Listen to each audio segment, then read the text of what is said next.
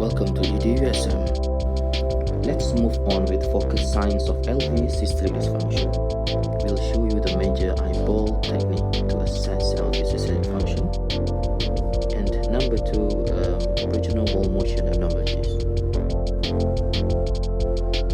What are the causes of LV dysfunction? There are many actually. Acute coronary syndrome, decompensated left ventricular failure, myocarditis, myocardial contusion, post-cardiac surgery stunning, post-cardiac arrest stunning, and toxic cardiomyopathy, for example, post-chemo or intoxication. This is schematic representation of plaques. This is the simplest way to do eyeballing of the LV function. Let's look at the mitral valve. This is the anterior massive valve lifted. This is posterior mitral valve lifted. A healthy LV function is a healthy mitral valve extension. So the opening of these two valves should be healthy. The closer the distance of anterior mitral valve lifted to the anterior ventricular septum, the better the LV function. If the distance is far away, mainly the contraction. The next thing is you look at the wall. On each contraction, there should be thickening and shortening of the wall. And lastly, you look at the LV dimension.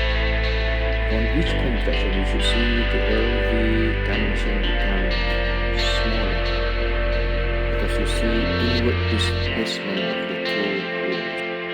These two walls will move inward during each contraction, and this movement or the fractional shortening of these two walls should be around 1/3 of the whole diameter. Let's talk about fractional shortening. Change the echo probe to M mode and get a short axis. Cross the basal short axis. Then you see the inward displacement of the walls during systole and diastole. Just like what you do with IVC collapsibility index. You see this image and you look at how much it is kissing, the wall is kissing with each other. The inward displacement should be around 1/3.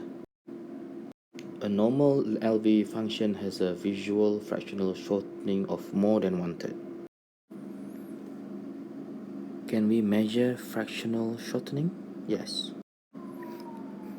Again, in M mode of the short axis, A is the LV EDD, left ventricular end diastolic diameter, and B is left ventricular end systolic diameter. So A minus B divided by A times 100%, you get the fraction shortening. It is normal if it is more than 25% in male and more than 27% in female. And this reminds me the measurement of collapsibility index in IVC.